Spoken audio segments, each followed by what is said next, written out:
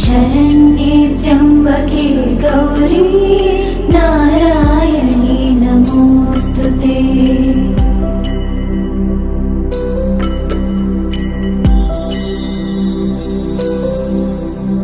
सर्वमङ्गलमाङ्गल्ये शिवे सर्वार्थसाधिके शरण्ये त्र्यम्बके गौरी नारायणी नमोऽस्तुते।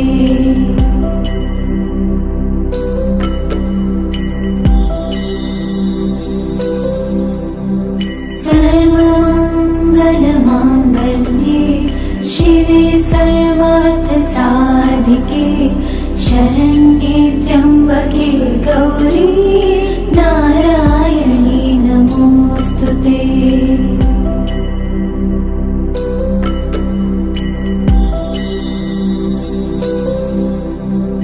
हरे राम राम राम हरे हरे, हरे कृष्ण कृष्ण कृष्ण हरे हरे, हरे राम राम राम हरे हरे, हरे कृष्ण कृष्ण कृष्ण हरे राम राम हरे हरे, हरे कृष्ण कृष्ण कृष्ण हरे राम राम राम हरे हरे, हरे कृष्ण कृष्ण कृष्ण हरे हरे। पुंडलीकवरदा हरि विठ्ठल श्री ज्ञानदेव तुकाराम अवधूत चिंतन श्री गुरुदेव भगवान गोपाल कृष्ण महाराज, भगवान श्रीधर स्वामी महाराज की जय। अम्बा माता की जय, जय जय रघुवीर समर्थ। ओम पूर्णमिदं पूर्णात् पूर्णमुदच्यते पूर्णस्य पूर्णमादाय पूर्णमेवावशिष्यते। नमः शान्ताय दिव्याय सत्यधर्मस्वरूपिणे स्वानन्दामृततृप्ताय श्रीधराय नमो नमः।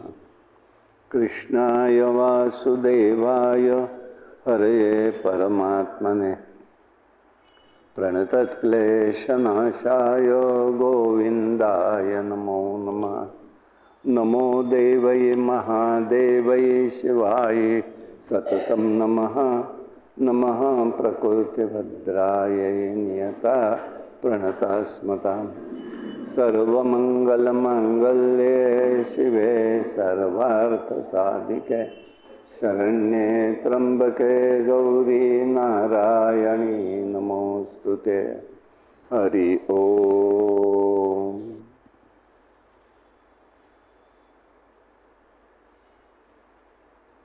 ओम नमो भगवते नारायणी। ओम नमो भगवते नारायणी। नमस्ते महालक्ष्म्यै विष्णुप्रिये शत्रुविनाशिने। नमस्ते महालक्ष्म्यै विष्णुप्रिये शत्रुविनाशिने। चित्शक्तियुक्ताय विश्वमूर्तये नमो नमः। विश्वमूर्तये नमो नमः। ओम नमो भगवते नारायणीय।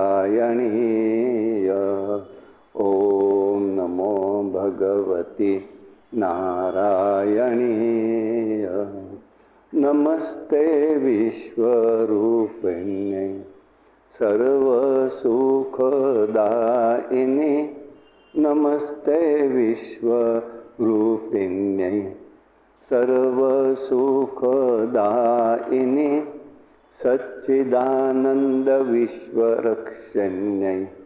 सच्चिदानन्दविश्वरक्षण्यै करवीरनिवासिनीं करवीरनिवासिनीम् ॐ नमो भगवति नारायणीय ॐ नमो भगवति नारायणीय नमस्ते उदयस्तु त्रिलोकेशे सदाशिवे नमस्ते उदय अस्तु त्रिलोकेशे सदाशिवे श्रद्धादिशक्तिरूपिण्यै श्रद्धादिशक्तिरूपिण्यै समुद्रकन्ये नमो नमः समुद्रकन्ये नमो नमः ॐ नमो भगवति नारायणीय ॐ नमो भगवति नारायणीय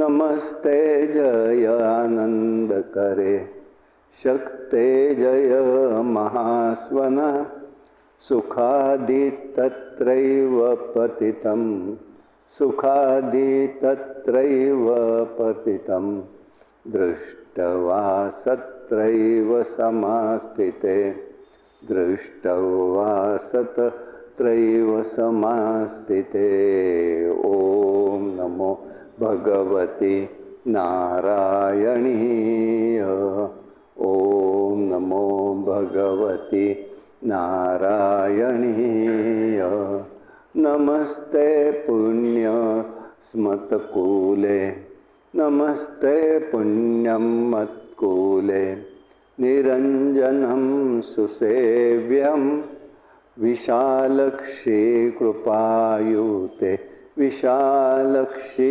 कृपायुते उदयस्तु सदाशिवे उदयस्तु सदाशिवे ॐ नमो भगवति नारायणीय नमस्ते प्रकुर्वन्ति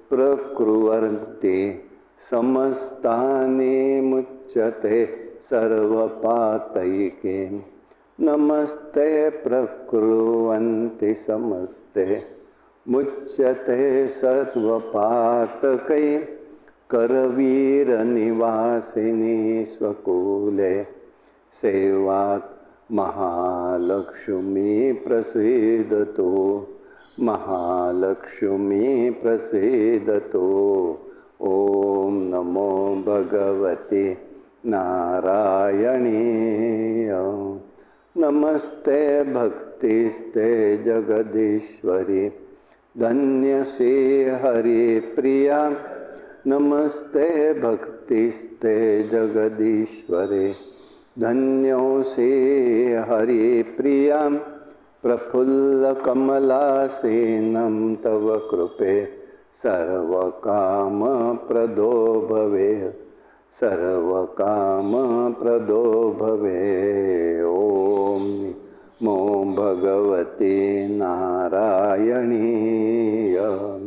नमस्ते वैष्णवी सफलं जन्मजीवितं च सुजीवितं नमस्ते वैष्णवी सफलं जन्मजीवितं स सुजीवितम् अजितानन्दकृपादर्शन अजितानन्दकृपादर्शनं सर्व अलङ्कारभूषितम्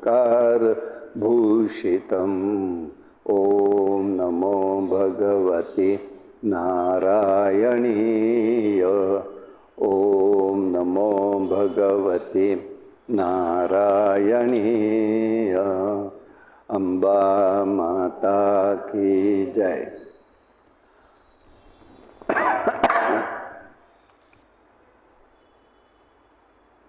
महिषासुराचा वध झाला। देवी भगवतीने तो केला, म्हणजे सत्वगुणाचा इथे विजय झालेला आहे। प्रत्येकाकडे सद्गुण दुर्गुण असतातच. ज्याचा अधिक प्रभाव असतो त्याप्रमाणे तो मनुष्य ओळखला जातो. सत्व अधिक असेल, दुर्गुण थोडा असला तरी सत्वगुणी ओळखला जातो. आणि दुर्गुण सद्गुण थोडा असला आणि दुर्गुण जास्त असला तर तो दुर्गुणी समजला जातो.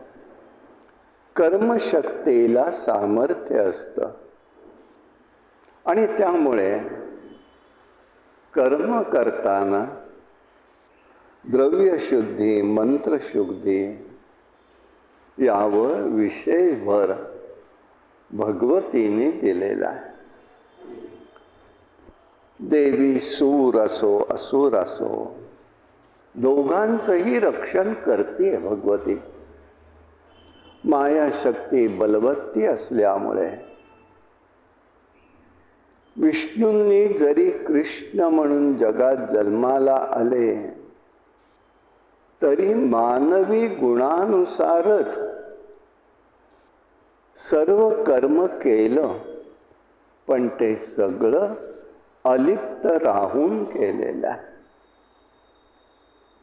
म्हणून कर्मानुसार मानवी जीवनात शुभ प्रेरणा निर्माण झाल्या पाहिजे.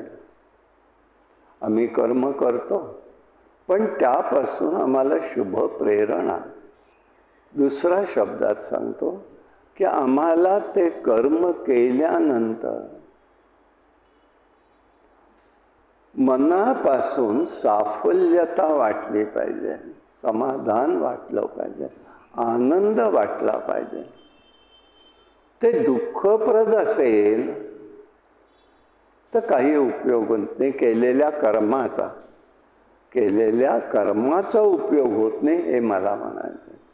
आणि म्हणून निर्हेतुक दया जीवाकडे असली पाहिजे.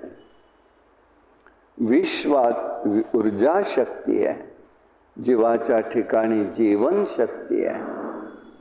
तेव्हा महिषासूर होता, त्याचा वध देवीने केला, तेव्हा त्यांनी महालक्ष्मीला संयोगाचं तत्वज्ञान सांगितलंय. सगळं सुप्रीती संयोग, हेतुस्थ संयोग, स्वभावोक्त संयोग हे अनेक प्रकार सांगून त्यांनी तिच्या पुढे तत्वज्ञान मांडलेलं आहे. भगवतीने सांगितलं, अरे मी परमपुरुषाला वरलेला आहे, त्याच्या सान्निध्यात असल्याने मीच त्याला व्यक्त करत असते. तेव्हा मी इतरांचा विचार कोणाचाही घेत नाही, करत नाही. आणि माझ्याकडे त्या पद्धतीने तुला बघायचं कारणही नाही. महिषासूर आणि इतर दैत्यांचा वध केल्यावर सर्व देवांनी भगवतीची स्तुती केली. तिला महिषासूर मर्दिनी म्हणू लागले. नंतर भगवती अंतर्धान पावली आणि मणिद्वीपाला निघून गेले. ते सगळं राज्य देवी भगवतीने शत्रुघ्नकडे रामाचे बंधू शत्रुघ्न याच्याकडे सुपूर्त केलं. त्यांनी धर्मराज्य स्थापन केलं. धर्मराजाचं फलित काय असतं? धर्मराज्य म्हणून जे म्हणतात त्याचं फलित काय आहे? कशाला धर्मराज्य म्हणायचं? सर्व प्रजा सुखी असते, धर्म कार्यात सगळे रत असतात, वृष्टी वेळेवर होते, दूध दुभतं मुबलक मिळतं, समाजात वैरभाव नसतो, स्त्रियाही धर्मपरायण असतात. आणि म्हणून निर्धनता आपोआप नष्ट होते. लाडकी बहीण योजनेने निर्धनता जाणार नाही.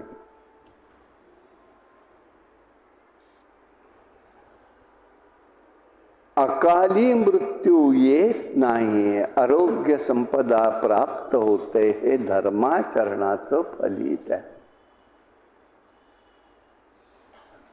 काल मी असं ऐकलं, काल परवा 2 दिवसात,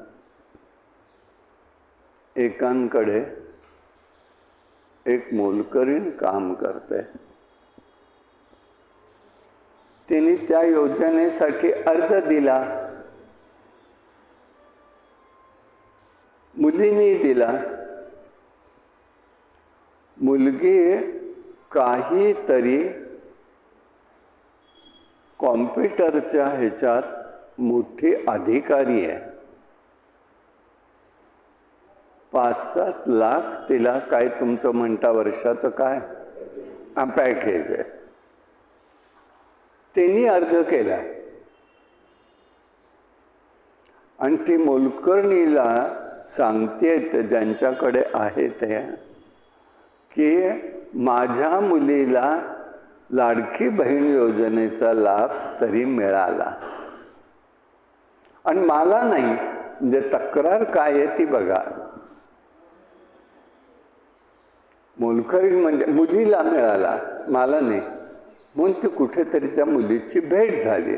म्हणून त्या म्हणाल्या, अगं हे काय तू का घेतलंस? नाही, मी लोकाला देण्यासाठी घेतले पैसे. आता काय समजायचं? हे आमचं धर्मराज्य आहे का? कशाला काय म्हणावं मला कळत नाही. आणि म्हणून व्यास महर्षी धर्मराज्याची संकल्पना स्पष्ट करतायत, काय असू शकतं. ही प्रेरणा अशा पद्धतीच्या बुद्धी समाजात निर्माण होतात. याचाच अर्थ विषांतता इतकी पसरलेली आहे,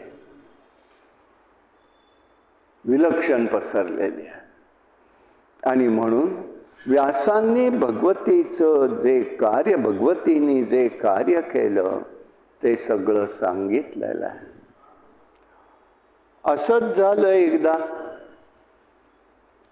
शुंभ निशुंभ हे 2 दैत्य होते. महाबलवर प्रबल आहेत, दिसायलाही सुंदर आहेत, पण पुष्कर क्षेत्रात राहून त्यांनी पुष्कळ तपाचरण केलं बरं का. योगाभ्यासाने अनेक प्रकारच्या सिद्धी त्यांनी प्राप्त केल्या. पुष्कळ खडतर तप केलं. जो कोणी तप करेल त्याला ब्रह्मदेवांना प्रगट व्हावं लागतं. हा देवाचा तपाबद्दलचा सिद्धांत आहे. भगवंत ब्रह्मदेव प्रगट झाले. काय बाबा, कशासाठी तप करतोय? अमरत्व द्या. ब्रह्मदेव म्हणाले, ते माझ्या हातात नाही. मी कोणालाही अमरत्व देऊ शकत नाही, कारण मी स्वतः काल परत मर आहे. आता त्यांनी जास्त बुद्धी दाखवण्याचा प्रयत्न केला. यांनी पण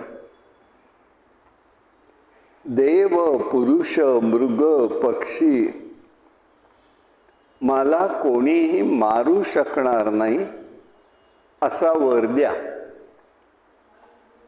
ब्रह्मदेव म्हणाले, तथास्तु. या वराने ते दोन्हीही दैत्य प्रचंड मातले, आनंदित झाले. शुक्राचार्यांनी त्यांच्या पराक्रमानुसार शुभ मुहूर्तावर त्यांना सुंदर सिंहासन दिलं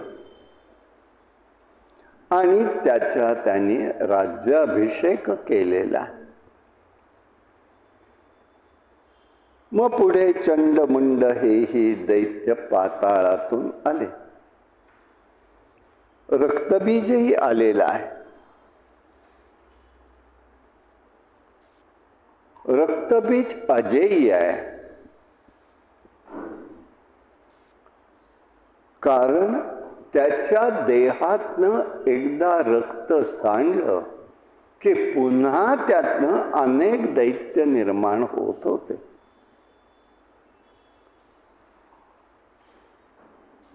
सर्वांच्या मदतीने त्यांनी विश्व पादाक्रांत केलेलं आहे.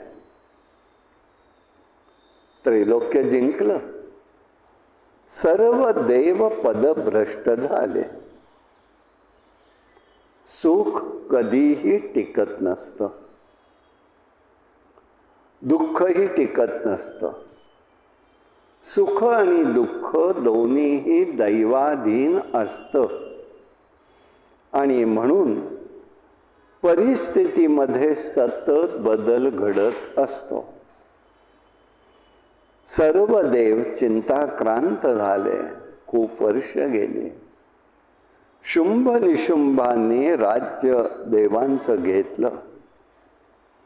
आता काय करावं म्हणून सगळ्यांची चर्चा देवांची सुरू झाली. बृहस्पतींची झाली. आपत प्रसंग असला की दैवाची अनुकूलता आणि प्रयत्न हे उपाय करावे लागतात. म्हणजे सकाम कर्म करू नका म्हणतात ना, त्याचं हे उत्तर त्यांनी सांगितलं की जेव्हा कधी अशी वेळ येते तेव्हा ह्या गोष्टी कराव्या लागतात. करायच्या. पूर्वी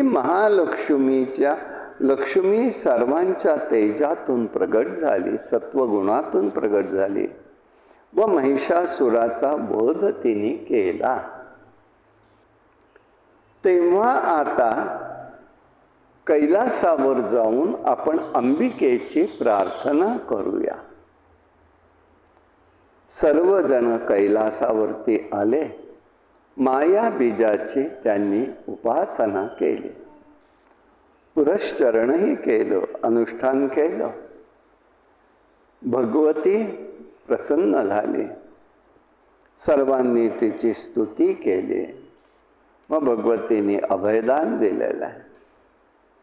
हे माया बीज मंत्राने भगवती प्रगट झाली. तिने सांगितलं, मी काय ते पाहते, तुम्ही निश्चिंत राहा. मला फक्त लक्ष ठेवून माझ्या मदतीला या. तोपर्यंत पार्वतीने आपल्या शरीरातनं एक तेज बाहेर काढलं आणि आपल्या तेजातून कौशिका नावाची देवी प्रगट केली. तिच्या सोबत कालिकाही प्रगट झालेली आहे. दैत्यनाशाचं कार्य तिला सांगितलंय. कालिकेला कार्य पार्वतीने सांगितलं, तू त्याचं कर. ती सिंहारूढ आहे. शुंभ निशुंभ कडे ती गेली. ही कौशिका आहे, तरी ती त्या ठिकाणी कृष्णवर्णीय आहे म्हणून तिला कालिका म्हटलेलं आहे. तिला पाहून दैत्य घाबरले, पण तिच्याकडे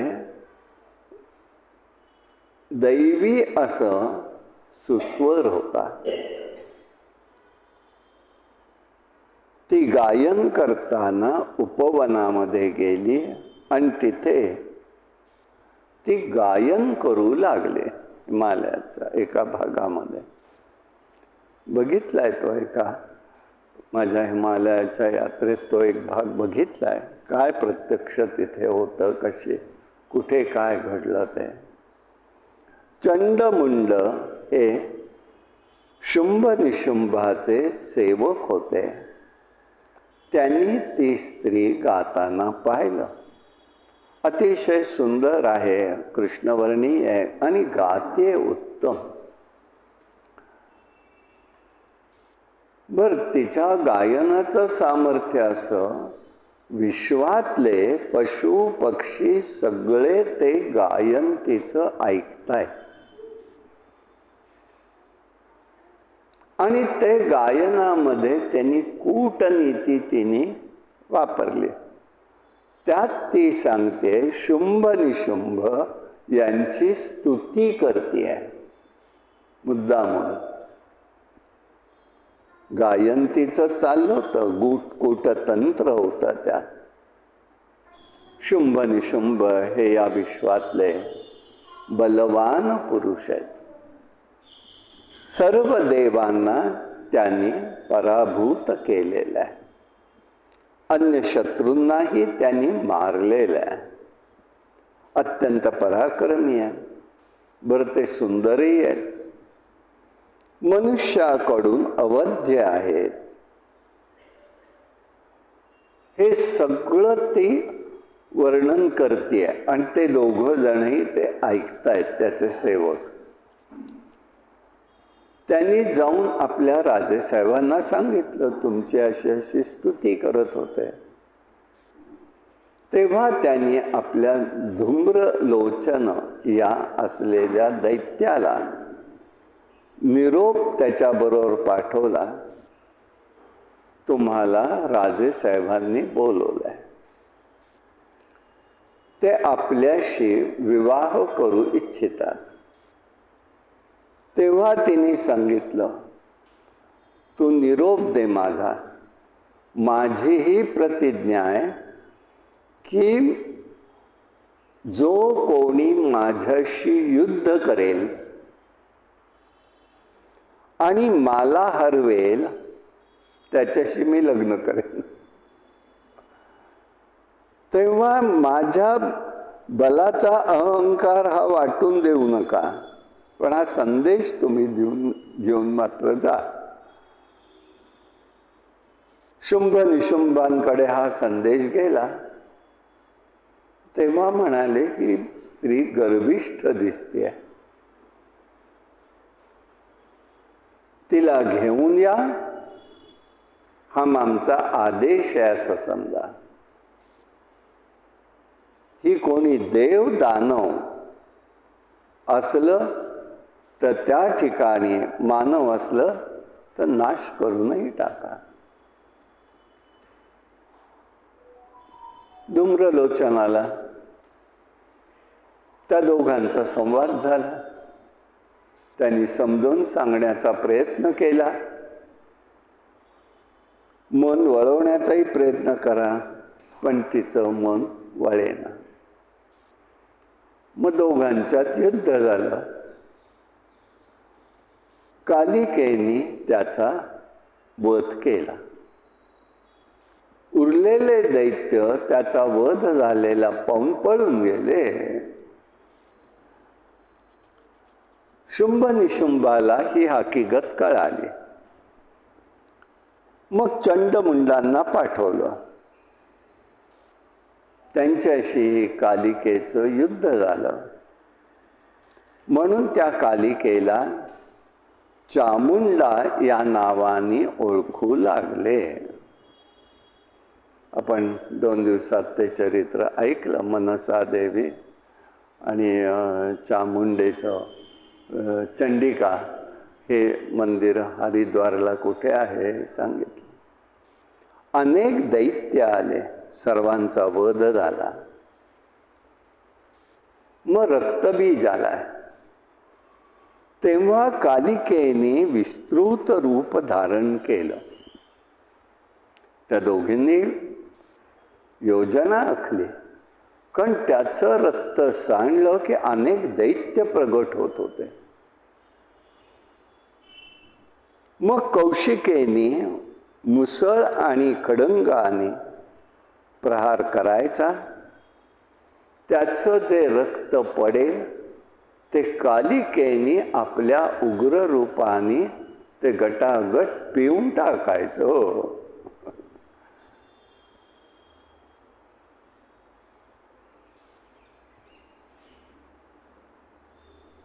मग इतर दानव घाबरले.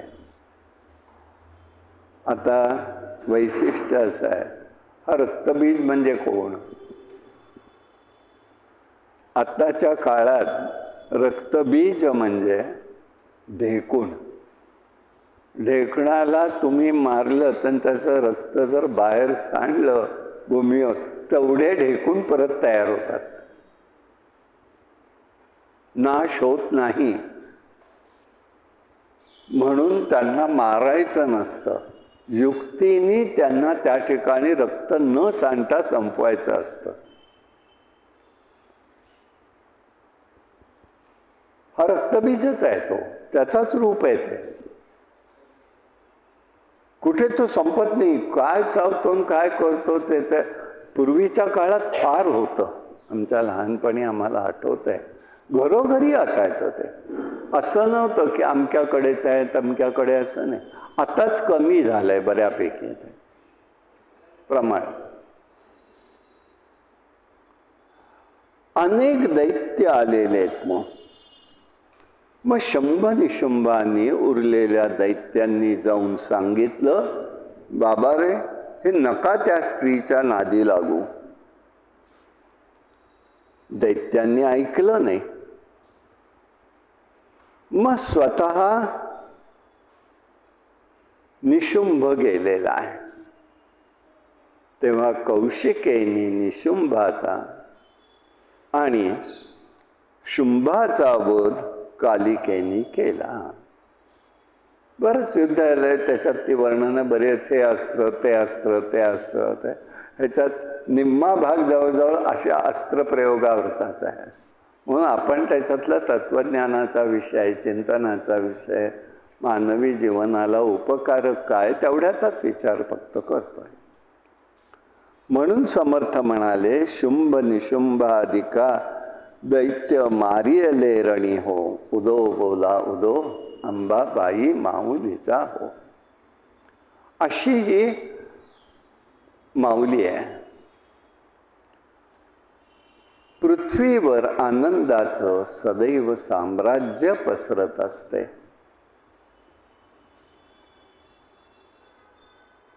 जन्मेजय विचारतोय, अहो ही चंडिका म्हणतात, अशाची कोणी उपासना करतं का? अशा या भगुक्रूर देवीची उपासना कोणी करतं का? सरळ त्यांनी एक प्रश्न विचारला.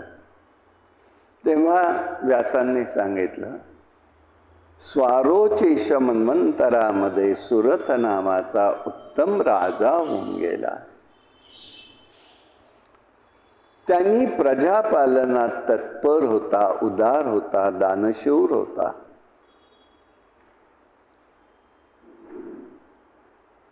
परंतु म्लेच्छांनी त्याच्याशी वैर धरून त्याच्यावर चाल केली, त्यांचा प्रभाव झाला आणि सुरथ हा वनामध्ये निघून गेला. पुढे सुमेधा नावाच्या ऋषींकडे तो गेलेला. सुरेथांनी सांगितलं, हे ऋषी, मी आणि माझा मित्र सचिंत आहोत.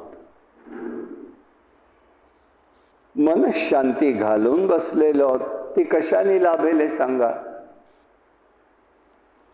तर ऋषी म्हणाले, मनुष्याजवळ दोन गोष्टी आहेत, एक बंधन आहे आणि एक मोक्ष आहे.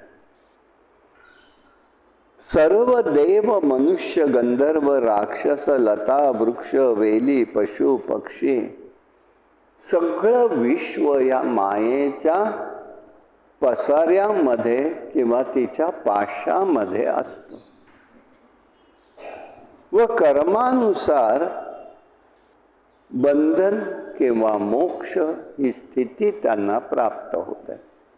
मन एव मनुष्याणाम कारणम बंध मोक्षयो.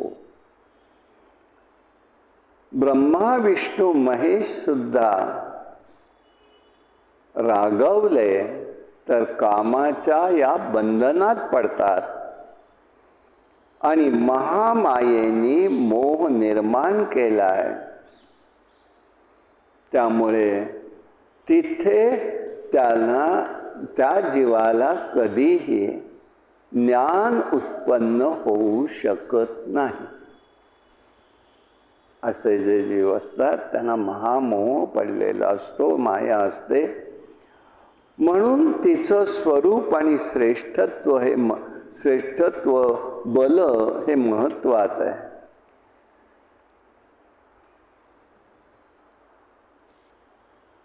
स्वरूप आणि बल ह्या दोन्ही गोष्टी अशा आहेत की त्या अनादी आहेत, त्यांचा अंत नसतो.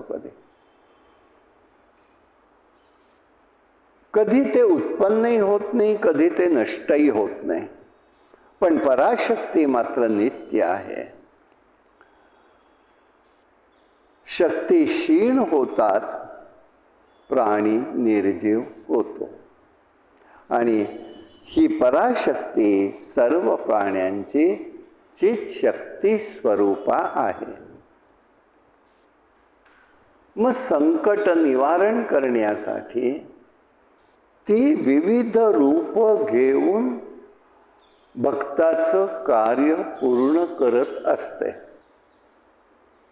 कसं करेल सांगता येत नाही.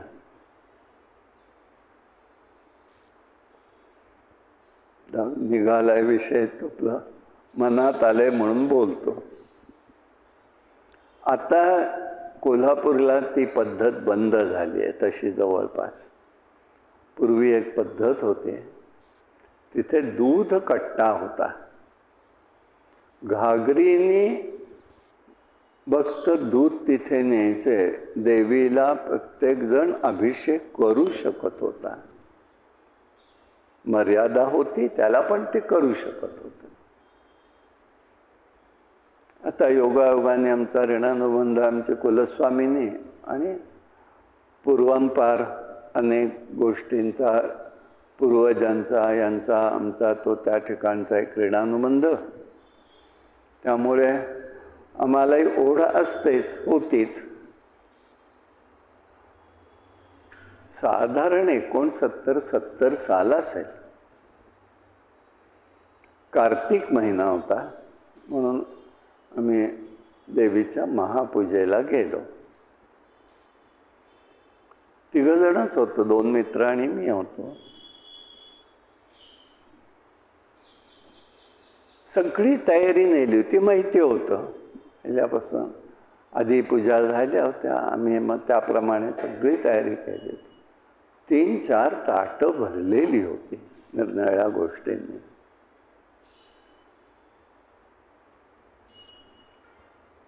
मग गुरुजींनी विचारलं कधी करणार आहात काय. म्हटलं तुम्ही सांगा, एक पहिलं तरी करा, नाही तर शेवटीच करा, म्हणजे प्रश्न नको, मध्ये कोणाचा डिस्टर्ब नको. तर म्हणाले शेवटी करू आपण. बरं, बसून राहिलो. काय जे काय थोडंफार येत होतं तेवढं म्हटलं, मंत्र म्हटला, थांबलो. नंबर आला, पूजा करायला लागलो. सगळं नेलेलंच होतं. अभिषेक झाला, दुधाची घागर झाली, सगळं केलं. आतमध्ये एकटा मी आणि गुरुजीच, बाकी नव्हते कोणी. हे दोघांना बाहेरच थांबायला लागलं होतं. मला हवं ते त्या ताटातलं देत होते.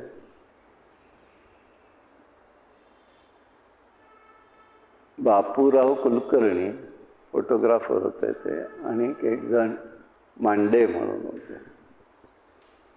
असे ते दोघं बाहेर थांबले. मला लागेल तसं मी सांगायचं की त्यांनी द्यायचं, नाही तर गुरुजी सांगायचं आणलं असेल तर द्या. सगळं झालं. गंध लावायच्या वेळेला म्हणाले केशर आणलं असेल तर आत्ताच लावा. म्हटलं आता केशर, अरे केशराची पुडी आहे, डबी आहे, ती काढा ना, द्या ना. मग ते जरा बापूरावांचं खणखणीत होतं बोलायला. मला सिनियरच होते बऱ्यापैकी. अजय तिथं डबे बिबे काही नाही आहे म्हणाले. विसरला असशील तू नेहमीसारखा. असेल बाबा म्हटलं, आपल्या हातनं झालं असेल, पण थांबा मला आठवतंय मी आणली होती, मी बघतो म्हटलं. मग आता देवीचा गाभारा, तिथून खाली एक पाऊल पायरी यावं लागतं. तिथून एक पायरी खाली गाभारा, आणि तिथून बाहेरचा गाभारा आहे, आणि तिथून मोठा मंडप आहे. म्हणजे असं काही खूप जवळ आहे असं नव्हतं, तिथल्या तिथे. मी एक पायरी खाली टाकली, गर्दी तर प्रचंड, कार्तिक महिना, आणि जे एकदम लोकांचा आरडाओरडा झाला तो मला काही कळेच ना. माझं एक पाऊल गाभाऱ्यात, एक पाऊल पुढल्या पायरीवर, तसाच मी थांबलो घाबरून. आवाज ऐकून काय झालं म्हटलं. मग तेवढ्यामध्ये एक पक्षी आला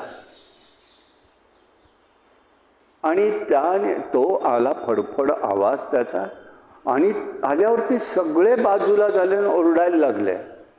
मला तो काही कळे ना, क्षणभर आला आणि आमच्या ताटाच्या इथे तोंडातनं काहीतरी टाकलं आणि स्वारी निघून गेली. मग कोण आहे कोण आहे तेव्हा काही लक्षात नाही आलं, खरंच नाही. मी उगीच काहीतरी सांगत नाही, काही समजलं. आणि नंतर लक्षात आलं ते गरुडाचं पिल्लू होतं. आणि म्हणून सगळे जण तिथे बघायला आरडाओरडा करायला, आणि त्याच्या पंखांचा आवाज हा वेगळा येतो, आवाजच वेगळा येतो, घाबरण्यासारखा येतो. म्हणून तर तुकाराम महाराज म्हणाले, गरुड म्हणती मज नाभी नाभी म्हणून, भिवू नकोस भिवू नकोस, असं मला तो सांगतोय. तो देवाला घेऊन आलेला आहे. ते पहिलं आले हरी, शंख चक्र गदा हाती धरी. तो घेऊन असा आलेला हरी पलीकडल्या तीरावर मला दिसतोय. अगं म्हणजे हे नसेल असं नाही, मला त्यांचं ते शब्द लगेच लक्षात येतात म्हणून सांगितलं. आणि नंतर सगळं अरे काय टाकलं बरं. ही लोक घाबरलेले, पुजारी घाबरलेले, आतले लोक सगळे लांब पळाले. तो आत आला आणि त्याने टाकलं आणि तो तेवढ्यात जोरात आवाज करत निघून गेला. मग कोणाचं ताट आहे, कोणाचं ताट आहे, काय टाकलंय. गुरुजी म्हणाले यांचं ताट आहे. काय टाकलंय बघा, तर केशराची पुडी. भगवती कमी ठेवत नाही, ती कौतुक सगळं पूर्ण करत असते. आपण तादात्म्य व्हावं लागतं, आपण तादात्म्य व्हावं लागतं. पुष्कळ अनुभव आहेत, पण एक आपला ती विविध रूप घेऊन येते हे मला सांगायचं.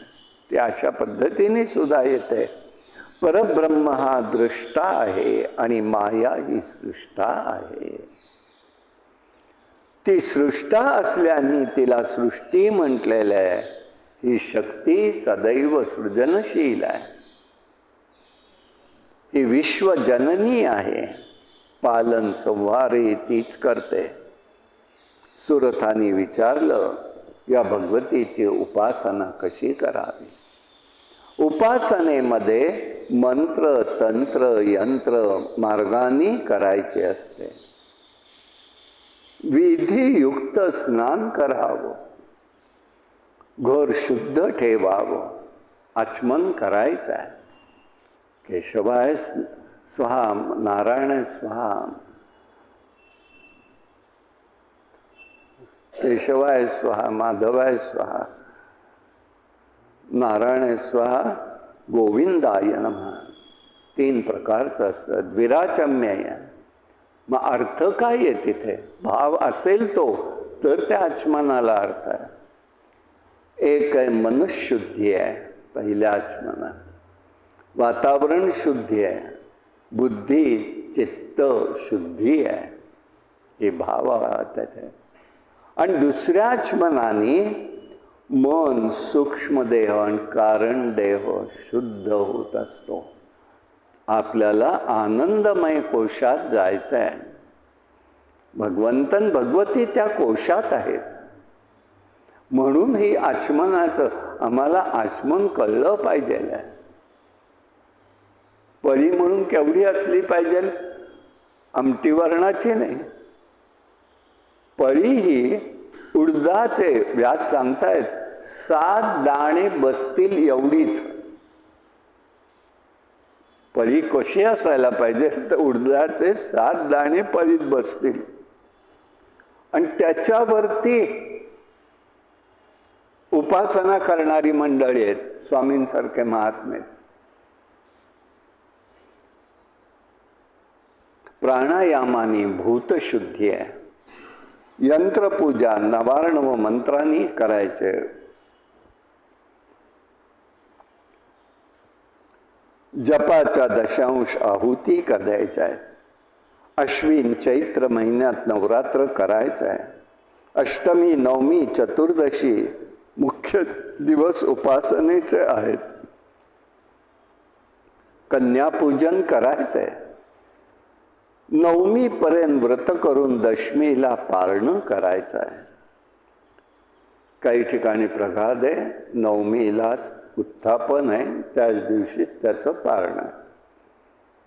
देवी उपासना यंत्र मंत्र तंत्र मार्गाने करीत असावं. सुरथ आणि वैश्य दोघांनीही व्रत केलं. भगवतीचं त्यांना दर्शन झालेलं आहे. पुढे व्यासांनी त्वष्टाचा पुत्र विश्वरूप होता त्याला त्रिशिराही म्हणत असत, कारण त्याला 3 मुख होती. तो सगळं काम करायचा, पण 3 मुख होती. एका मुखाने वेद म्हणायचा, एका मुखाने अन्न ग्रहण करायचा, एका मुखाने अपेय पान घ्यायचा. कारण त्याची माता रोचना ही दैत्यांची भगिनी होते. तो प्रभाव म्हणून कुळशुद्धी लागते. उगीचच्या उगीच कोणतेही विवाह नाही मान्य. आणि असे विवाह झाले की मग हे कुठेतरी दोष येतात आणि समाजाला घातक ठरतात. फार मोठी तपस्या केली त्यांनी. देवांकडे एकदा बृहस्पती रागवले, राजगुरु, आणि ते निघून गेले, अदृश्यच झाले. राजगुरु असला पाहिजे. आणि म्हणून ही आपल्या एक भारतीय किंवा वैदिक राज्य पद्धतीतला एक भाग आहे. त्यांनी सल्ला द्यायचा, राजांनी ऐकलं पाहिजे असं नाही. नाही ऐकलं तर त्याला दोष. ऐकलं हा तथच त्यांनी सल्ला देता आला पाहिजे. हे बंधन आहे त्याला निर्भीडपणे.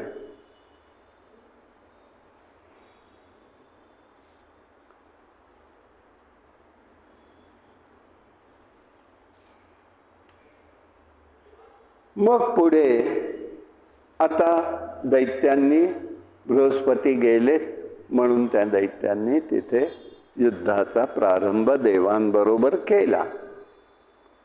पण गंमत अशी झाली की आता कोणाला शोधायचं?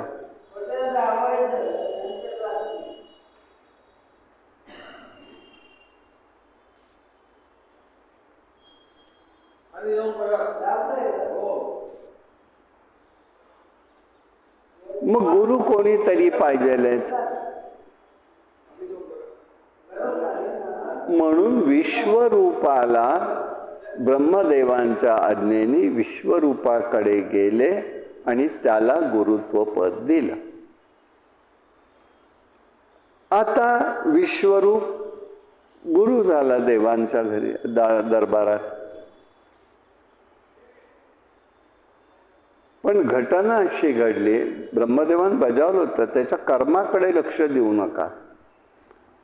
त्याची माता ही दैत्यांची भगिनी असल्यामुळे त्याच्या कर्माकडे लक्ष देऊ नका. पण एकदा दोनदा असं झालं, इंद्राने पाहिलं दैत्य यज्ञ करतात आणि दैत्य त्याला यज्ञाचा आविर्भाग आणून देतात आणि तो ते ग्रहण करतो. हा आपल्याला फसवणार म्हणाला. म्हणून तो तेव्हा इंद्राने केलं काय, तो संध्यावंदनाला बसला असताना त्याची 3 शिरं उडवून टाकली. आता झालं, इकडे ब्राह्मण हत्या घडली. आता ब्राह्मण हत्या घडल्यावरती राजा कलंकित असता कामा नये हा राज्य सत्तेतला नियम आहे. बरं झालं आता काढलंय ते निवडणूक आयोगाने की कोण जे उभे राहतील त्यांनी आपल्या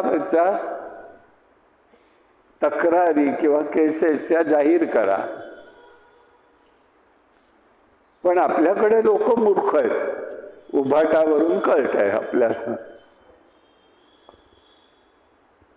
काय बोलणार या लोकांना मला समजतच नाही. मुळे कोणाचं कौतुक, काय करतात, काय पात्रता, काय बोलणं, काय करणं. राजसत्ता असली आणि लोकशाही असली ती अशी नाही उपयोगाची काही.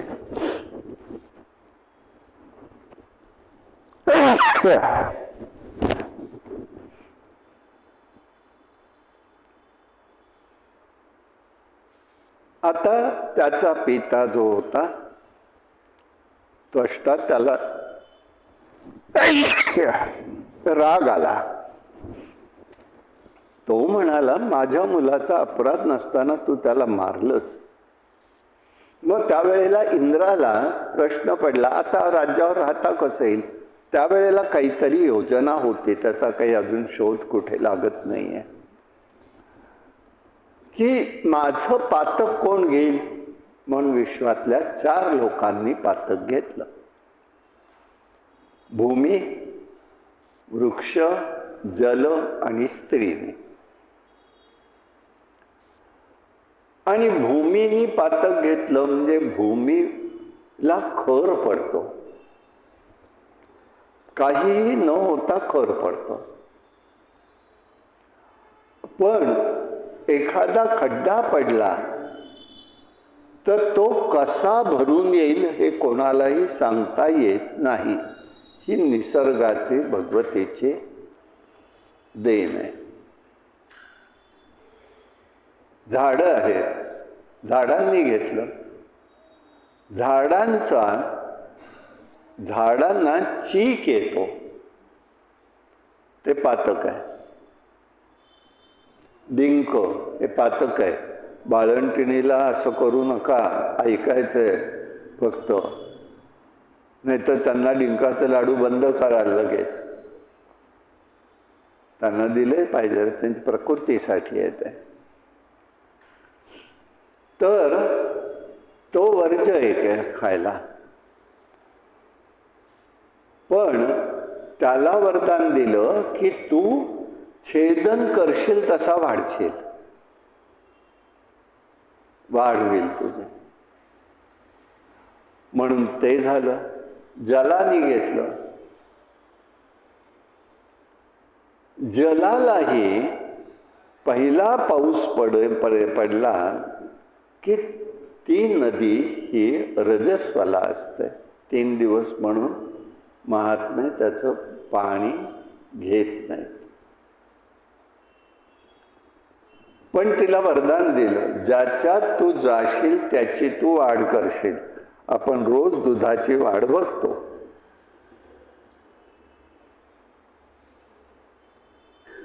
स्त्रीला दिलं. तोपर्यंत मैथून सृष्टी होती, इथे सुरू झाली नाही. संकल्प सृष्टी होती, मानस संकल्प होता.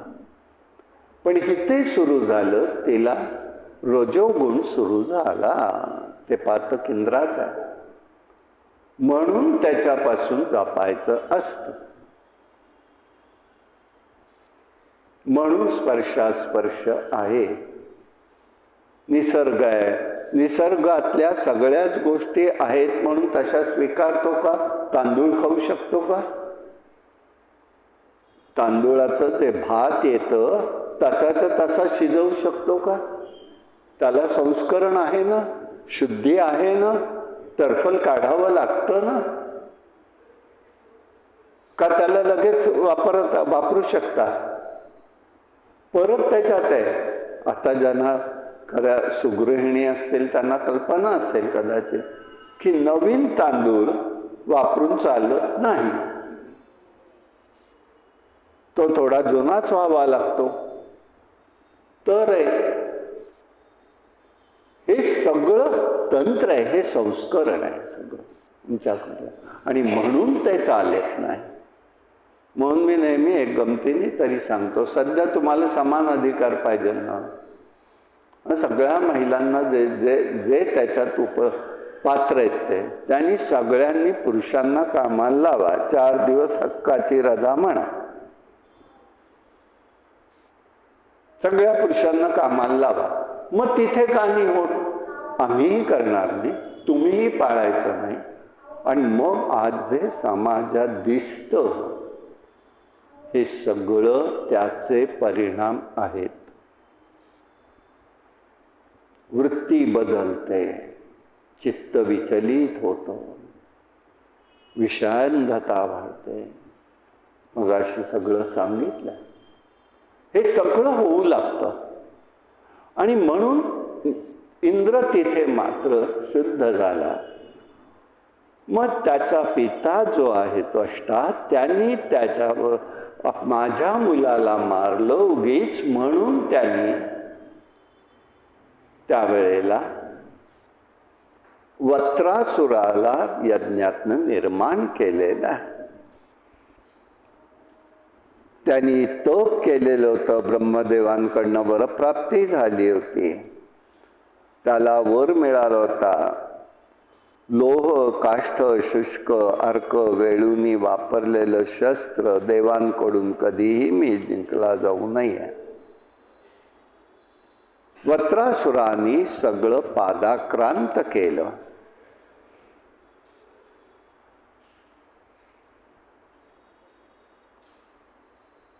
मग त्यांनी त्यावेळेला भगवतीकडून त्या दधीचे, ब्रह्मदेवांनी दधीचे ऋषींचे अस्थि आणायला सांगून त्यांच्याकडून त्याला मारलं गेलं. म्हणून त्यांनी भगवतीचंही स्मरण केलं. तेव्हा तिथे वृत्र निहंत्रा, वत्राहंता असं म्हणून त्या देवीला म्हणतात. तिने त्याचे गदेने त्याचा नाश केला असाही त्या ठिकाणी एक उल्लेख सापडतो. इकडे काय झालं तर शुंभ निशुंभाला मुक्त केलं. पण प्रश्न असा आला, शुंभ निशुंभांना देवीनी मारल्यामुळे आणि ते शेवटच्या क्षणाला तुला आम्ही ओळखलं नाही शरण आलो म्हणाले, पण वध केल्यामुळे ते तिच्या तेज तिच्या हृदयात गेलं. आता इतर दैत्य त्या युद्धात मेलेले ते ओरडत होते, बाई तुझ्या या दोघांच्या युद्धासाठी आम्ही लढलो, आम्ही मरतोय, त्यांना मुक्त करताना आम्हाला कोण करणार? आणि देवीला त्या निशुंभांनी सांगितलं, आमचा तू स्वीकार कर. म्हणून तिचा देवीने त्यांचा स्वीकार केलाय. म्हणून तुळजा भवानीच्या हिते पायाशी तिच्या शुंभ निशुंभ आहेत, आणि त्यांना रात्रीचा नैवेद्य अपेय पेयपान अभक्ष भक्षण असतो. कृपा करून कोणीही तिथे फिरत असतात बरं का, की देवीचा नैवेद्य रात्रीच्या वेळेला घ्या घ्या म्हणून, आणि लोकांनी घ्यायची तर फजिती होते न घेणाऱ्यांना, बाकीच्यांना नाही. तो काय प्रसादच आहे, त्यांना देवीचा हक्काचा प्रसाद. आम्ही कुठे घ्यायला गेलो, हे परत आहेच आहे ना, असं त्याच्यात सापडू नका, आपला तो विषय नाही. पण ते शुंभ निशुंभासाठी आहे. पण तो तिथे वेड्यासारखा देवीला म्हणून म्हणतात, आणि सगळे जण त्याच्यामध्ये गुरफटतात. मग आता हे दैत्य ओरडायला लागले, आम्हाला काय, ठीक आहे तुम्हालाही मी मुक्त करते म्हणा. म्हणून देवांना सांगितलं, यांची सगळ्यांची प्रेत उचला, जे काय आहे ते सगळं समुद्रात नेऊन टाका. म्हणून समुद्रात नेऊन टाकलं. समुद्रात टाकल्यावरती त्यांचे झाले मोती. आणि ते मोती म्हणजे काय आहेत? बसरा मोती. बसरा नाव आहे त्याचं. पाणीदार असतात, पाणीदार मोती असतात. त्याला लेअर नसतो, अतिशय छान कडक असतो तो मोती. आणि मोती याच रंग असतो, पिवळा, पांढरा, अमुक तमुक नाही. मोती या रंग नावाचा स्वतंत्र रंग आहे. सुंदर रंग असतो तो. ते झाले. मग त्यांना देवतेमध्ये स्थान पाहिजे, म्हणून मग आपल्या मंगल कार्यालयात मुंडावळ म्हणून, ज्याचं नाव आहे, मोत्याची जी मुंडावळ बांधतात त्याला त्या मुंडावळ का नाव? तर हे दैत्यांची सगळी धड आणि मस्तक आहेत ती, म्हणून मुंडावळ. आणि त्याचे मोती झाले. आणि राहिलेले जे होते सगळे, त्याच्यात मांस बीस काय थोडंफार मागे पुढे राहिलं उचलताना, त्या सगळ्यामध्ये झेंडूची झाडं उगवली. म्हणून झेंडू हा देवाला व्हायचा नाही, तो सुशोभीकरणाचा आहे. मंदिराच्या बाहेर दैवत्व आहे ना त्याला, पण देवाला प्रत्यक्ष नाही, म्हणून झेंडू वापरायचा नसतो. उपासकांनी तरी लक्षात ठेवावं. आता काय, तो स्वस्त म्हणून कसंही कोणीही वापरतं, त्याला काही बोलण्यात अर्थ नाही. पण लक्षात ठेवायचं हे, त्याच्या पुढे ही घटना अशी घडत गेली. आज दसरा आहे, मंगल दिवस आहे, 3.5 मुहूर्तांपैकी आहे. पण वैशिष्ट्य या दिवसाचं असं आहे की हा मंगल कार्यासाठी नाही, लग्न मुंजीसाठी हा दिवस नाही. कारण त्याचं नक्षत्र लग्नाचं नसतं. आणि आपण 3.5 मुहूर्तापैकी म्हणून करतो, तर ते चुकीची गोष्ट आहे, करू नये. कारण विजया मुहूर्त त्या ठिकाणी असतो. गीतेत ही विजया हा काय सांगितलंय, हा विजय कधी असतो, ही विजया म्हणजे काय आहे? यत्र योगेश्वर कृष्ण यत्र पार्थो धनुर्धरा, हा शेवटचा मंत्र. तस्य श्रीर्विजयोर भूतिर्ध्रुवार नीतिर मम. जिथे योगेश्वर कृष्ण आहे, धनुर्धरी पार्थ आहे, जिथे अचल नीती आहे, तिथे विजय निश्चित आहे. खरं म्हणजे याला मुहूर्त म्हणायलाच नको आहे. हे जेव्हा जेव्हा जिथे जिथे असतं तिथे विजय हा निश्चित असतो. आणि असं माझं मत आहे, हे माझं मत आहे असं भगवंत सांगतायत. विजया ही भगवतीची शक्ती आहे. गीतेच्या सुरुवातीला धर्मक्षेत्रे कुरुक्षेत्रे म्हटलं, आणि शेवट त्याचा काय केलाय? विजयानी. धर्मानी जो वागतो, धर्मानी जो कर्म करतो, त्याचा विजय निश्चित आहे. एका 2 श्लोकामध्ये संबंध भगवद्गीता भगवंतानी आणलेली आहे. आणि म्हणून महत्वाचं देवी जगदंबेचं उत्तर त्यांनी दिलंय तिथे, मी परमपुरुषापती, माझा परमपुरुष हाच पती आहे. गीतेला गीता देवी ग्रंथ म्हणतात. मग ही देवी कुठे आहे? जिथे योगेश्वर कृष्ण आहे, जिथे अचल नीती आहे. ती काय आपल्याबरोबर असते? भगवंतामुळे. आणि म्हणून विजय हे जगदंबेचा निश्चित आहे. म्हणून आजची वेळ विजयाची जी होती, माझं चुकलं काल, मला काल लक्षात राहिलं नाही किंवा माझ्या कामात ते सुटून गेलं की आजचा विजयाचा मुहूर्त सांगावा. म्हणून मग काल यांनी रात्री आठवण केली, म्हणून त्यांच्याकडे पाठवलं होतं. त्यांनी पाठवले, सगळ्यांना म्हणाले दुपारी 2:22 ते 3:09 हा काळ होता. उपासकांनी या काळामध्ये, अशा वेळेला या काळामध्ये साधारण थोडी जी जमते ती उपासना करावी. अमुक एक पाहिजेल असं मी काही कोणाला सांगत नाही. आपल्या उपास्य दैवतेचं स्मरण एवढं जरी झालं तरी खूप झालं. अशा प्रकाराने ही शक्ती असते आणि म्हणून ही शक्ती स्वरूप आहे, ती मंगलवाचक आहे, ऐश्वर्य पराक्रमाचं दर्शक आहे, म्हणून ही भगवती आहे.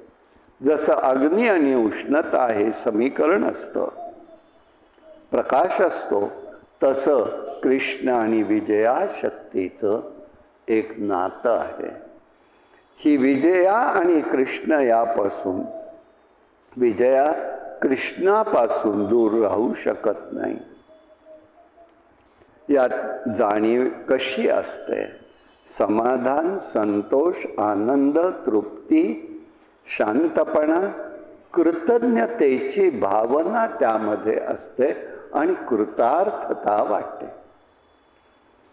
म्हणून समर्थ म्हणतात, मनी धरावे ते होते, विघ्न अवघेचे नाशोने जाते, कृपा केलिया रघुनाथे प्रचिती येते. असं आहे. आरती करायची आहे. का करायची आहे? आणि जरी नाही वेळ झाला, सकाळी नाही, दुपारी नाही, रात्री तरी करावी. का आहे? रात्री सूर्यास्त आहे, अंधार आहे.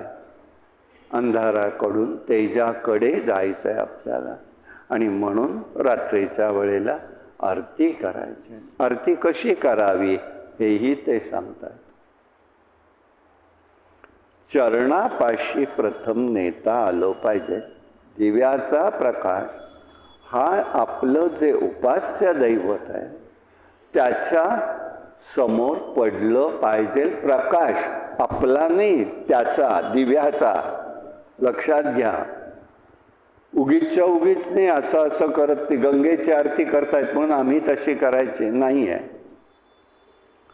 व्यास सांगतायत, आधी फक्त पायांशी कटी आणि हृदय घ्यायचं आहे, आणि मग मुखावलोकन करायचं आहे, आणि मग संबंध शरीर घ्यायचं आहे. त्या दिव्याच्या ज्योतीच्या तेजामध्ये परमात्म्याचं स्वरूप अनुभवायचं आहे. बघा तुम्हाला काय काय कसा कसा अनुभव येईल. आणि म्हणून कर्मातून जीव हा विलयाला पावलेला असतो, शांत होतो. त्याला पाहायला मन शांत हवंय. पंचप्राणाच्या ज्योतीतून सगुण रूप निर्गुणाची अंतर मनातून त्याला पाहायचंय. म्हणून निदान रात्रीच्या वेळेला, संध्याकाळच्या वेळेला कवीना आरती करावी. सगळं म्हणत बसू नका, सगळ्यात झाल्या पाहिजे नाही. निदान त्या वाराचे, गणपतीचे, आपल्या परंपरेने इतक्या 1, 2, 3 फक्त, जास्त काही नाही. वेळ जाण्याचं कारणच नाही, वाटायलाही नको. पण एकदा का ती गोडी वाटली, ती आर्तपणे केलेला पुकार. म्हणून तर तिथे हिंदी कवी म्हणतात, द्रौपदी जैसे भुलाया नाही. सबरी जैसी माझी कोणी वाटच पाहिली नाही. कोण करताय का असं? आणि म्हणून ही अंतर मनातनं त्याला पाठवायचंय. ते आहे ते अंतयात्रा. अंतयात्रा नाही. हो, शब्दात फार फरक पडतो लगेच. अंत म्हणजे अंतर मनातनं झालेली यात्रा आहे ती. आणि सर्व साधन या ज्योतीतून स्पष्ट होतात. दिवसाच्या उजेडामध्ये काय होतं? तेजस्विता भगवंताची असते. त्याच्यात आपले दिवसाचा उजेड, तेजस्विता, आणि त्याचा उजेडात आपले डोळे दिपून जातात. रात्रीच्या उजेडात मात्र, रात्रीच्या वेळेला मात्र मंद प्रकाशामध्ये त्याला अवलोकन करायचं आहे. त्यात मला सांगायला खूप खरं जड वाटतंय, पण तरीही बोलतो, का माहिती म्हणून बोलतो, ज्याला जसं शक्य होईल. ऋण काढून काही करायचं नाही बरं का, एक लक्षात ठेवा. कोणाला दुखावून ऋण काढून काही करू नका. साजूक तुपाच्या निरंजनामध्ये, ज्योतीमध्ये जे दिसतं ते इतर ज्योतीत दिसणं कठीण आहे. तुम्हाला प्रयोग करायचा असेल तर बघा, डालडा तूप ठेवा, अगदी समईचं दिव्याचं तेल लावा. म्हणजे आता अहो त्या तेलाचं सावध करतो बरं का. आता अर्थात झालेच आहेत दिवस. हे आता तिळाचं तेल म्हणून देतात आणि त्याच्यावरती एक वाक्य लिहिलं असतं, फक्त समईसाठी किंवा देवासाठी असतं ना वाक्य. ते कसलं तेल असतं?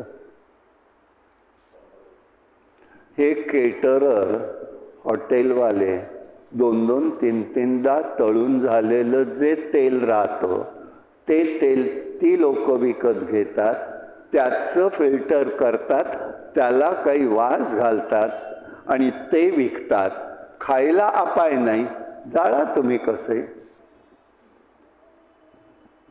काहीही तुम्हाला कळणार नाही त्याच्यात. थोडं करा पण चांगलं करा, थोडं करा, काही हरकत नाही. अगदी नित्य नियमाने 1-2 चमचे तेल घाला, पण चांगलं तेल. रिफाईन म्हणजे चांगलं नाही बरं का.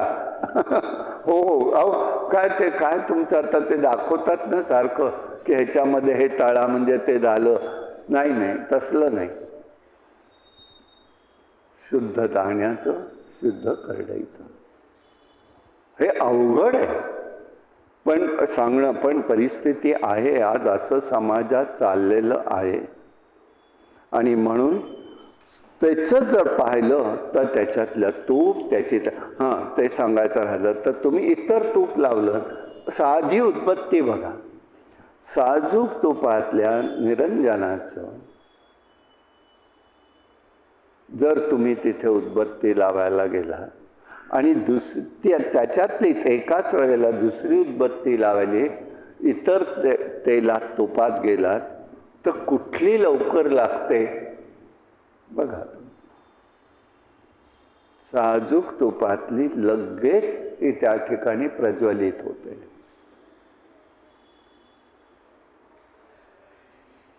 याला वेळ लागतो. आणि म्हणून ह्यातून भगवंताचं हे अनुसंधान आहे. विजयाशक्ती प्रगट होण्यासाठी गुण असावे लागतात. आपल्याजवळ सुद्धा गुण असायला पाहिजे. नम्रता, अभ्यासवृत्ती, संत सेवा, थोरांचे आशीर्वाद, त्याच्याशिवाय विजय मिळत नाही. तुम्हाला गंमत वाटेल पण माहिती म्हणून सांगतो, रामाने नुसतं धनुष्य उचललं नव्हतं स्वयंवरात. सगळ्यांनी ते केलं होतं, फक्त राम असा होता, विश्वामित्रांनी सांगितल्यावरती त्यांची अनुज्ञा पालन करायचं म्हणून पहिला त्यांना वाकून नमस्कार केलाय, नम्रता आणि आशीर्वाद. मग तिथे असलेल्या देवतेला केला, मग जनक राजाला केलाय.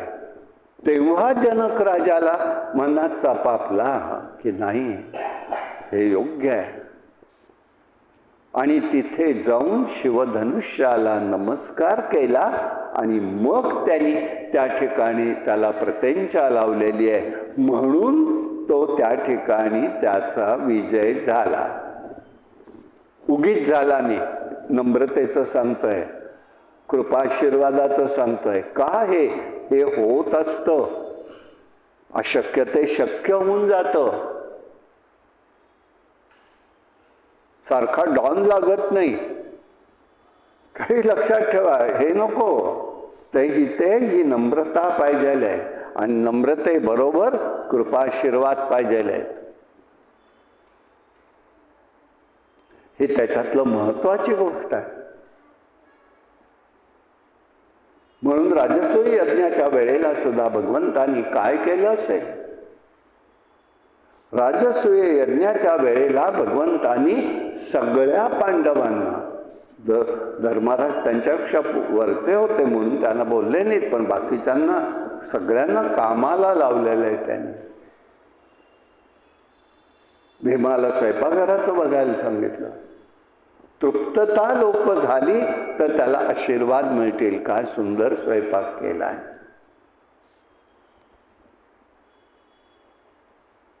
फाईव्ह स्टार मधनं अन्न आणून नाही. मग तिथे सहदेवाला सांगितलंय येणाऱ्या जाणाऱ्यांची व्यवस्था कर. अर्जुनाला सांगितलं येणाऱ्या जाणाऱ्यांचे पाय तू धू, म्हणजे तुला सगळे आशीर्वाद देतील. आणि युद्धाला पुढच्या त्यांनी कृपाशीर्वादाचं कवचच निर्माण केलेलं आहे. द्रौपदीला वाढायचं काम सांगितलं, पण आमच्या भगवंतानी मात्र स्वतःसाठी फक्त एक काम घेतलं, मी सगळ्या लोकांचे उष्टी खरकटे पान काढेन. तुम्हाला आश्चर्य वाटेल, पण त्याला सुद्धा एक मोल प्राप्त झालं होतं, किंमत आली होती. कारण राजस्व यज्ञाच्या वेळेला सांगितलं होतं, ज्या वेळेला राजस्व यज्ञ होईल आणि स्वर्गातली घंटा वाजेल त्यावेळेला यज्ञ हा पूर्ण होईल. यज्ञ पूर्ण झाला, सगळे संतुष्ट आपापल्याकडे गेले, पण यज्ञ अजून घंटा स्वर्गस्थ झाली नव्हती. संभ्रमात पडले, कोणामुळे राहिलं. एक दिवस अचानक बेल वाजली, घंटा वाजलेली आहे. का वाजली म्हणून सगळे बघत सुटले, काय घडलं काय घडलं. आणि सगळ्यांची जेवणं झाल्यावर भगवंताचं नव्हतं किंवा इतरांची नव्हती, सगळ्यांची बाहेरच्यांची जेवणं झाली आणि घंटा वाजली. अरे आत्ता कशी वाजली, कोण आलं म्हणून सगळे बघतायत, कोणाला कळेना. भगवान गोपाल कृष्ण म्हणाले काहीतरी वेगळं आहे. म्हणून त्यांनी लगेच पळत पळत गेले, जिथे सगळी केळीची पानं टाकली होती त्या केळीच्या पानाकडे गेले आणि तिथे बघितलं तर एक शुकदेव त्या ठिकाणी आपलं अन्न तिथे पडलेलं भगवंताचा ज्याला पानाला स्पर्श आहे ते अमृतवत म्हणून ग्रहण करत होते. तेव्हा तिकडे घंटा वाजली. कशाला महत्व असतं बघा. तेव्हा विजय हा निश्चित युद्धाचा तिथे ठरलेला होता. हे प्रेम आहे भगवंताचं आणि म्हणून हे सगळं करायचं आहे. ह्या भवसागरात कार्यरूपाने यश देणारी भगवती जगदंबा आहे. मनुष्याजवळ कीर्ती, कांती, श्रद्धा, स्त्रीमध्ये शालिनीता आणि गृहिणी रूप असतं ते भगवतीचं असतं. अशा प्रकाराने ही भगवती सदैव आपल्या सान्निध्यात असते. आपल्या इथे परवा अष्टमीला बघितलं, भगवती जगदंबा प्रगट झालेली होती आणि काय घडलं. जय जय श्री अंबे जगदंबे करवीर निवासिनी. जय जय श्री अंबे मातुलिंग गदाखेट नागलिंग योनी वैत वरिष्ठ असधरली असत झाली मस्तके मोहित. जय जय श्री अंबे कुरळ्या केसांचे दाटे वरी नक्षत्रांची वेणी भव्य कपाळी शोभते त्रिकोणी कुंकुम तिलक हो. जय जय श्री अंबे मृगनयनी असे नासिका चाफे कळी नथ असे पाणीधार प्रकाशले तारांगण कानी कुंड लांची प्रभा नभितेज प्रकाशे जय जय श्री अंबे भरला हृदयी चौक गळा चंद्रहार अमुप सोहम सुमन माला घटपूर्णत्वे भरला जय जय हो जय श्री अंबे पीतांबर पैठणी भरजरी शोभतसे उभी द्वारी हाती सुवर्ण कंकणे बाजू बंद दंडावरी जय जय श्री अंबे मेखला असे कटी निर्मल विद्यते हरिप्रिया पायी पैंजण तोरड्या सार्थ वाजती घागऱ्या जय जय श्री अंबे कनकाचे चरण असे ठाव द्यावा पायी हो वैष्णवनाच तिरंगोन करती उदो उदो जय जयकार अजितानंद झाले भावाचे हे दर्शन मला जय जय श्री अंबे जगदंबे करवीर निवासिनी हो जय जय श्री अंबे अंबा माता की जय कायेन वाचा मनसेन्द्रिये वा बुद्ध्यात्मना वा प्रकृति स्वभावात् करोमि यद्यं सकलं परस्मै नारायणाय समर्पयामि हरि ओम तत्सत् विठ्ठल विठ्ठल विठ्ठल विठ्ठल विठ्ठल विठ्ठल विठ्ठल विठ्ठल विठ्ठल पुंडलिक विठ्ठल श्री ज्ञानदेव तुकाराम अवधूत चिंतन श्री गुरुदेव दत्त भगवान गोपाल कृष्ण भगवान श्रीधर स्वामी महाराज के जय अंबा माता की जय जय जय रघुवीर समर्थ।